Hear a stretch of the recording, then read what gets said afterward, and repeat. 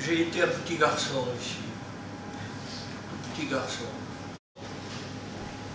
J'étais l'aîné, j'étais né en 1921, donc je me suis trouvé à 20 ans dans le cadre du drame que vivait la France à ce moment-là.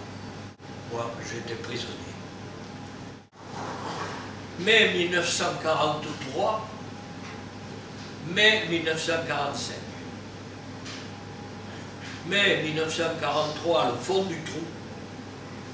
Mai 1945, la victoire des Alliés, la fin du régime nazi, la fin de la libération des camps, que ce soit les camps de la mort, que ce soit les camps des prisonniers, que ce soit les camps comme les nôtres, du travail forcé auquel nous avions été obligés.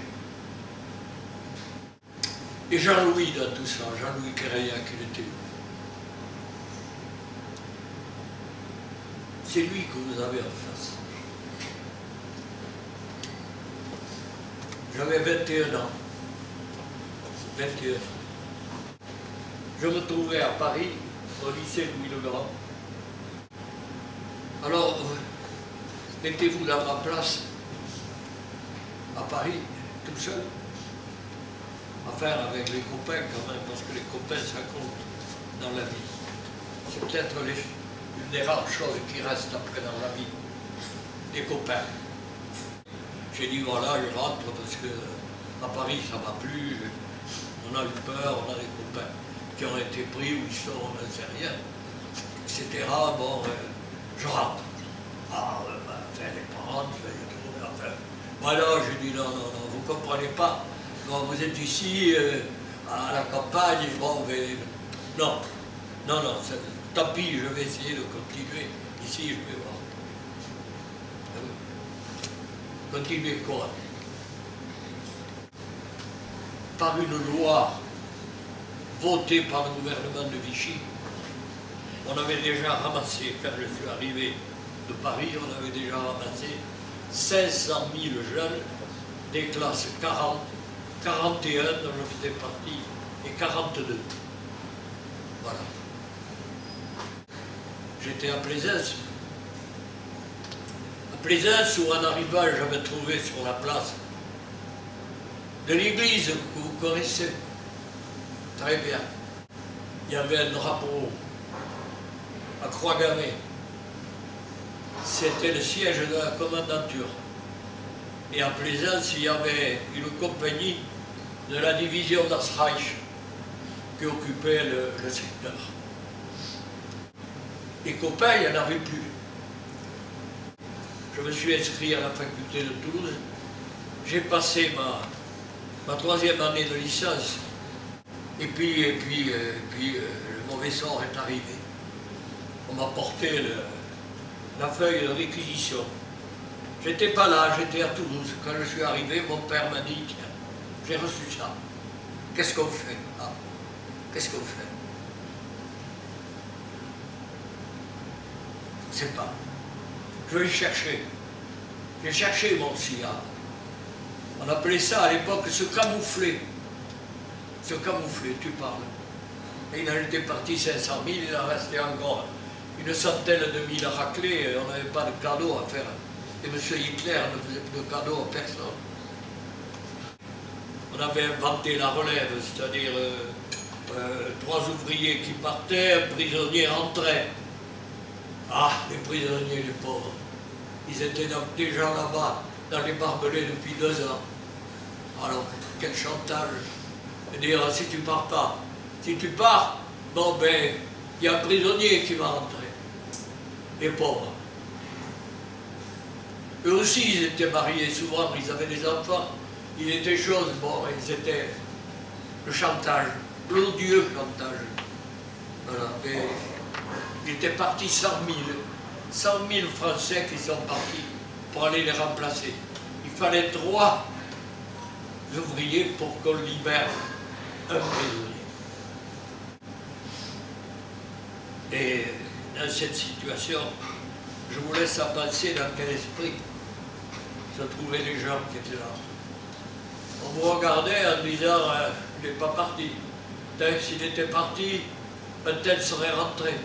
Il n'est pas rentré parce qu'ils ne sont pas partis.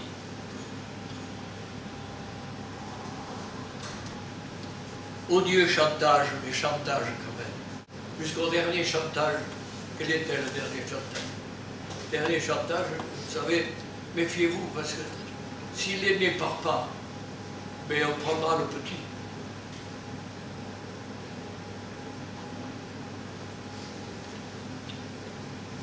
Et j'ai fait partie des 100 derniers milles qui ont rejoint le Reich grand allemand sous la volonté du gouvernement français. Je ne sais pas si vous imaginez, mais j'ai gardé mémoire et je l'ai écrit. Ces transports se retrouvaient là avec un sac à dos, sachant ni où on va, ni quoi que ce soit. Et la nuit, on a passé le Rhin au pont de Kiel. Ça, j'ai jamais oublié. Je ne dormais pas. Et puis les haut-parleurs nous ont dit, voilà, vous êtes maintenant en territoire allemand. Vous allez recevoir de nouveaux papiers d'identité. Vous aurez dorénavant affaire à la police allemande, vous aurez, etc., etc. Le discours qui vous disait, la France, c'est fini. Sauf, arrivé à Vienne, tu parles à Vienne, imagine, le camp de triage, une énorme chose avec de tout là-dedans, des Polonais, des Russes, la tour de Babel, tout ça gardé avec des miradors, des mitrailleuses, des trucs. Tu es là-dedans, tu sais, toi ta valise, tu ne sais plus ce que tu fais, tu ne sais plus où tu es. Tu te sers, les 2 ou 3 copains qu'on est, bon, de dire maintenant, c'est foutu, qu'est-ce qui va nous arriver? Et tu ne parles pas. Ah ça, je vous en supplie, vous êtes en 3e, apprenez les langues étrangères. Vous ne savez pas ce que la vie peut vous réserver un jour. Mais se trouver tout seul, sans comprendre, sans rien dire, se faire engueuler parce qu'on ne comprend pas ce qu'on vous dit, etc. et tout, vous ne pouvez pas vous imaginer dans quel état de solitude, d'abandon vous vous trouvez tout. Pourquoi? Parce que vous ne parlez pas. Voilà. Qu'est-ce qu'il t'a dit? Ben, je ne sais pas. Voilà. Alors, le type qui vous dit quelque chose et que vous ne comprenez pas, le premier réflexe qu'il a, il vous engueule. Parce qu'il ne comprend pas, lui, que vous ne compreniez pas. Et c'est terrible. Vous voyez la tension, l'atmosphère, comment les choses montent. Voilà, j'ai compris. Voilà.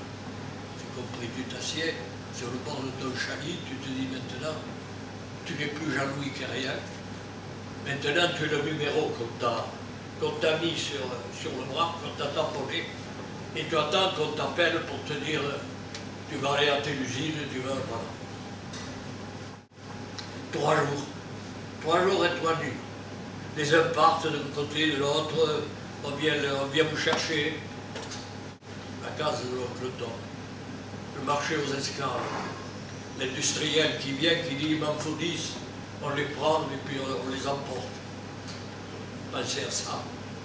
Je disais maintenant, non seulement tu n'es plus Jean-Louis Carrière, mais en plus par-dessus le marché, tu es comme ceux de la case de l'oncle Tom. Que tu sois serbe, croate, belge, hollandais, polonais, français. Ils n'en ont rien à foutre. On te prend. Où on va? Ah, mais on va à la Syrie, Schiller-Bleckmann, dans le bas Danube, sur le Steiermark. Les premières punaises nous tombent sur la tête et sur la figure dès qu'on est couché. On veut aller au water, les waters ils sont bouchés. On est à l'abandon. Le lendemain, on vient nous chercher et puis on nous distribue dans les ateliers. Moi, on me met avec 2 autres copains, un de Pau et puis un de Pontac. On me met à l'atelier le plus vieux, le plus le plus abandonné de l'usine. Qu'est-ce qu'on peut en foutre de cela? Ça ne veut rien faire. C'est le Rohrwerk, l'usine à tuyaux. Au camp, là où on est installé, avec les barbelés, etc. À côté de nous, on a les premiers voisins. Les premiers voisins, c'est le camp russe, les pauvres. Le camp russe, ils sont à contrebas. Nous, on est sur la hauteur, avec quelques petits bois de sapin, et eux, ils sont en bas. Là où arrive tout, la neige, les égouts, les machins, les trucs, les trucs. Et là, il y a les filles et les garçons, il n'y a pas que des hommes. Alors, c'est nos premiers compagnons de misère. Voilà. On les aime parce qu'ils sont plus pauvres qu'eux. Hein? Eux, ils ont droit à rien. C'est une découverte, le monde ouvrier. Pour des gâtés comme nous, parce que j'ai été un enfant gâté. Un enfant gâté dans une maison où il y avait tout. Même des domestiques. Un enfant gâté où, quand j'étais au collège, etc., m'a jamais rien manqué. Et le monde ouvrier, on ne le détestait pas, le monde ouvrier, mais enfin, disons que on s'en moquait un peu. Bon, les ouvriers, d'abord c'est pas bien, et puis en plus dans le supermarché, ils sont communistes, ils sont ci, ils sont là, et voilà. Ah oui. Je l'ai découvert, le monde ouvrier. À mes dépens, je l'ai découvert. J'ai découvert des gens qui avaient toutes les qualités auxquelles je ne pensais pas. Ce qui m'effrayait le plus, c'est de ne pas parler, de ne pas comprendre. Non, ça ne peut pas durer, ça. Bon, pour quelqu'un comme moi, c'était intolérable. Bon, je me suis mis en allemand. Sur le banc de pause, quand j'avais mon repos, mes 20 tubes de repos, eh bien, je bouquinais et je m'y suis mis. Et au bout de 4 mois, 5 mois, je servais d'interprète parce que juin 1944, ça y est, on est des aguerris maintenant, on est là, on est habitués. Moi, je tirais les lingots du four, faire aller d'un côté, donner la main, tout ça. Je faisais ça comme si j'avais fait ça toute ma vie. Le reste, le droit, tout ça, c'était loin. Pas du tout le temps de réfléchir et de penser à ça. On pensait à la liberté, on pensait à la libération. On était gardés au camp et en ville et partout par des gars qui avaient votre âge, qui avaient 14, 15 ans, qui se promenaient en uniforme, armés, et qui vous arrêtaient dans la rue, qui vous fouillaient, qui regardaient ce que vous aviez. Les jeunesses hitlériennes, ce n'étaient pas les jeunesses que vous voyez là, c'est pas la vôtre. C'était plus terrible les gamins de 15 ans, 20 ans, que ceux de 60 ou de 40 ans. Je disais, ça y est, ils ont débarqué, ils vont réussir, c'est sûr, il faut s'accrocher, ils vont réussir. Quand on est dans la servitude, ce que peut représenter l'arrivée ou l'ère d'arrivée de la liberté, même si elle est loin, vous savez. On dit souvent la liberté, on en connaît le prix que lorsqu'on l'a perdue. Je crois que c'est vrai. Je crois que il n'y a que cela qui revient, comme dirait vous. Au mois d'août 1944, c'est fini. La France s'est libérée, etc. Et tout. Ah oui, c'est formidable. Et nous, qu'est-ce qu'on devient? C'est fini. Nous, désormais, on est tout seuls. Plus personne ne s'occupera de nous. Plus personne. La famille, c'est fini. Plus de lettres, plus de colis, plus de choses, plus rien. Terminé. La liberté, ça a un prix, la liberté, ça se paye. Très cher. Très cher. Tout le monde nous déteste, tout le monde nous met au supplice au travail, personne ne nous aime, et on perd le dernier lien qu'on avait, qui était le nôtre. Papa, maman, le frère, la soeur. enfin celles qui sont bien. Voilà. Alors que très souvent, et beaucoup plus tard dans la vie, on nous a considérés comme des collaborateurs. Nous étions aux yeux de l'Allemagne et des Allemands, d'abord des étrangers et ensuite des ennemis. Et là, on nous l'a fait sentir. Je vous dirai à la fin de mon exposé que les enfants de cette école ici, que j'ai connue, avec lesquels j'étais enfant, travaillé, sont passés dans les camps de travail, dans les camps de la mort. Alors, on ne le sait pas tout ça. Et c'était des enfants et des jeunes comme vous qui étaient en classe avec moi. Ils sont morts maintenant. Mais ils sont dans mon cœur. Jamais. 8000, plus de 8000 des nôtres ont été arrêtés. On ne peut pas les expulser. On les a menés en camp de concentration, que ce soit à Mauthausen, que ce soit à Ravensbrück, que ce soit ailleurs, parce que des camps, il y en avait partout. Et puis Noël est arrivé à nouveau, Noël 44. Je me souviens. J'étais sans nouvelles de rien. Et puis une nuit, au four, où je travaillais, au four de la Syrie, j'étais sur le banc de pause, j'avais mon temps de repos, on m'a porté un télégramme. Un télégramme de la Croix-Rouge, qui me l'avait envoyé. Comment il est arrivé, j'ai jamais pu le savoir. Un télégramme sur lequel il y avait écrit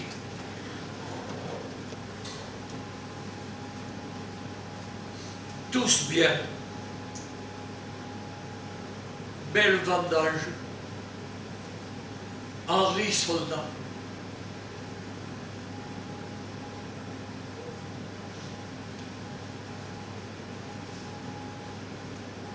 Et j'ai lu, relu, plié et mis dans la poche de mon bleu. À désormais, ils sont tous bien. La division d'Asreich, qui était à Plaisance, la compagnie que j'avais vue défiler sur le pont, ils sont partis. Je ne savais pas qu'ils avaient brûlé au radeau celui-là en passant, qu'ils avaient pendu les 100 personnes à Tulle sur leur retrait. Et je disais, ils sont partis de Plaisance, tous bien. Allez, alors ils sont en bonne santé. Belle vendange, ça voulait dire que la vie avait repris son cours. Qu'ils étaient libres. Henri Soldat, mon Dieu, c'est pas vrai. Il vient me chercher. Et oui. C'est dur.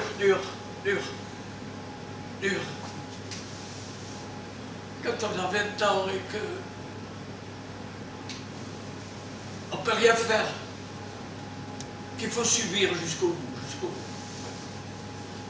Et le bout est arrivé.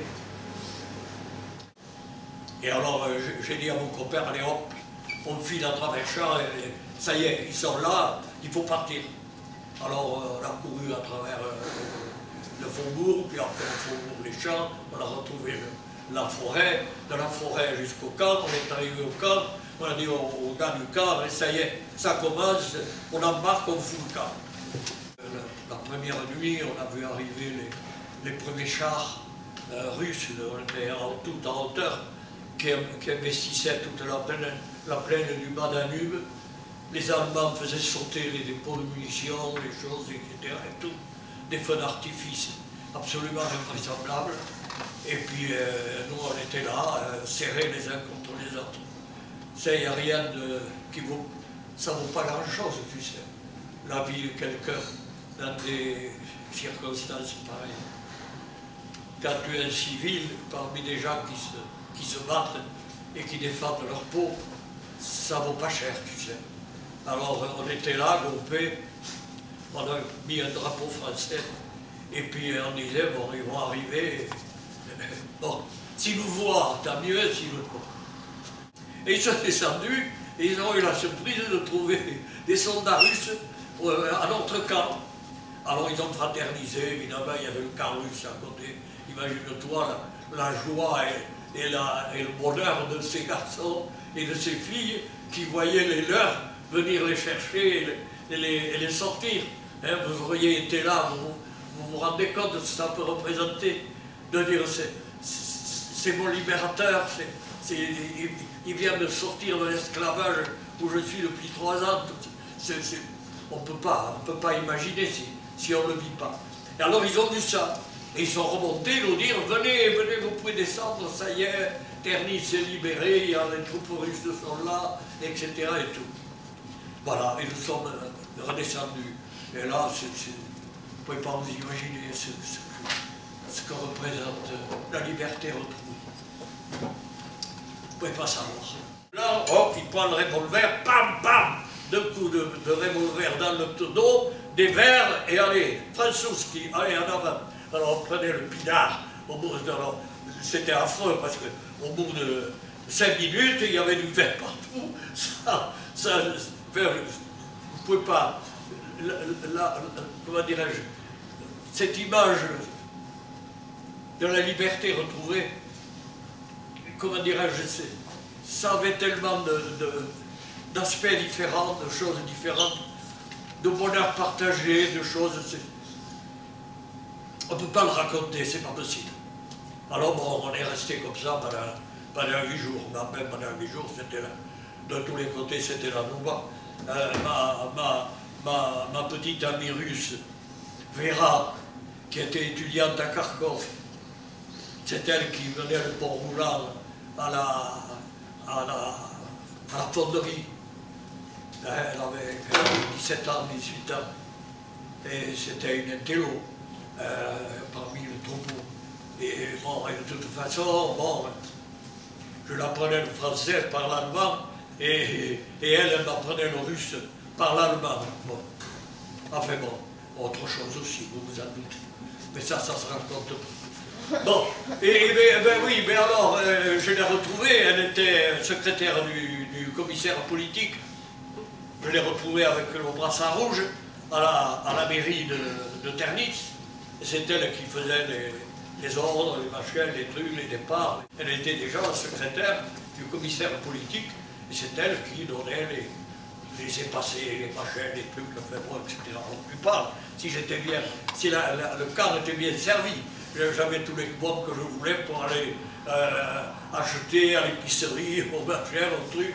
On ne payait pas, on me donnait tout ce que j'avais besoin, etc. Bon, alors, ça dure un moment, ça.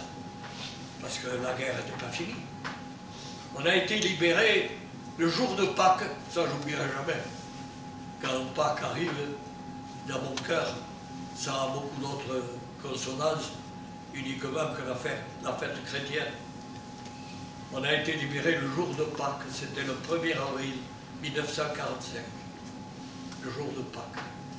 J'oublierai jamais le jour de Pâques. Et la guerre a continué jusqu'au 8 mai. Donc ils étaient en guerre. Les soldats, tous ceux qui étaient là, etc., les troupes qui passaient, elles continuaient sur Vienne, sur l'Autriche, sur la Tchécoslovaquie, etc. Et alors on avait entendu à la radio que les Français, les prisonniers, bon, etc., qui étaient libérés, étaient dirigés sur Odessa. Alors j'ai dit, il faut partir. Alors j'étais allé voir Vera à la mairie, et je lui avais dit, voilà, bon, on veut partir, hein, parce que ça va mal tourner. Il y en a qui vont faire des conneries, il y en a qui boivent, il y en a qui ici, il y en a qui là. Un beau jour, il va nous arriver un drame, et puis après, on ne sera responsable. Alors elle m'avait dit, oui, mais si tu veux partir, il n'y a pas de problème, il faut partir en convoi, etc., au moins jusqu'à la Hongrie. Après, en Hongrie, vous serez pris en charge par les troupes russes, etc. Je vais vous faire les laisser passer, elle nous avait fait les laisser passer, etc. Et tout. Et elle était partie hier aussi. Elle m'a dit, je m'en vais. Et tu pars où? Ben, elle me dit, je repars parce qu'il faut accompagner maintenant nos camarades.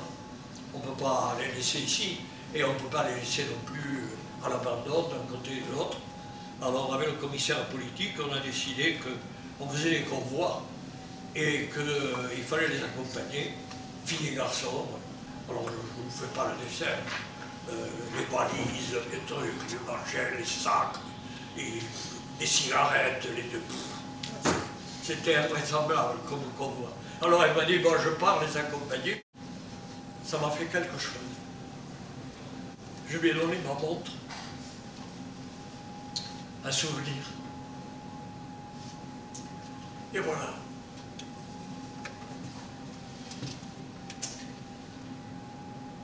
Dans la misère, et même dans l'esclavage, il faut penser qu'il y a des fleurs, que même les Noirs d'Amérique qui ont mis 2 siècles à avoir un président de la République, est-ce que vous avez pensé à ce qu'ils ont enduré, le chemin qu'ils ont fait pendant 2 siècles, en servitude, en misère, en esclavage? Bon, vous avez entendu parler de Martin Luther King. J'ai fait un rêve. Bon, ils l'ont réalisé, ça. Voilà. Et sans orgueil, en étant sur le même plan, nous aussi, dans notre misère, dans notre servitude, dans tout ce qu'on a subi, il y avait quelques fleurs. Mais c'était peut-être très rare, c'est sûr. Ça ne faisait qu'en augmenter le prix. Et dire qu'aimer quelqu'un, partager l'ambition, si loin. Imaginez un peu, quelle idée on avait. Hein? Quelle idée je pouvais avoir dans mon instruction religieuse, dans l'enfance et la jeunesse dorée que j'avais vécue. Ça représentait quoi? Hein? Les soviets, les communistes, les sans-dieux, les gens qui valaient rien, qui moins que rien, presque à croire qu'il aurait fallu aller en croisade pour les faire disparaître. Et puis en partageant le pain, la misère, le froid, avoir peur ensemble, on trouve les fleurs, les vraies, celles du cœur, celles de l'amour, celles du partage. Partager le pain, partager la cigarette, moi sur le banc de pause, quand Peter, le russe qui est mort, venait s'asseoir à côté de moi, que je coupais ma cigarette, je lui en donnais à moitié, et il prenait un vieux morceau d'armatein, le journal, pour le couper, se faire une cigarette, pour l'économiser avec le bout du journal qui partait. Combien elle valait? On a dit, allez, en route vers Odessa. Il fallait être gonflé. Les copains sont venus me chercher en disant, ça y est, c'est la paix. C'est fini, c'est signé, l'armistice est signé. On écoute la radio, viens, on écoute la radio. On était là, on disait, ça y est, c'est fini maintenant, c'est terminé, c'est pas vrai. Puis tout d'un coup, pourquoi, je ne sais pas. L'émission est devenue claire. Et alors, pendant 1 heure, par là, on entendait si loin, Radio Paris, les Champs-Élysées, De Gaulle et Eisenhower qui remontent les Champs-Élysées pour l'Arc de Triomphe, etc., des marches militaires. Putain, on était là. Oh là là, on était sous de joie, de bonheur, de trucs, de dire ça y est, c'est fini, c'est terminé. Voilà. 8 mai 1945. Et puis on a organisé la cérémonie, etc., avec l'hymne russe, puis l'hymne anglais, puis l'hymne américain et la Marseillaise. Mon Dieu, j'ai souvent pensé dans cette Marseillaise qu'on a chantée, si loin de la France, et si près. Oui, et oui.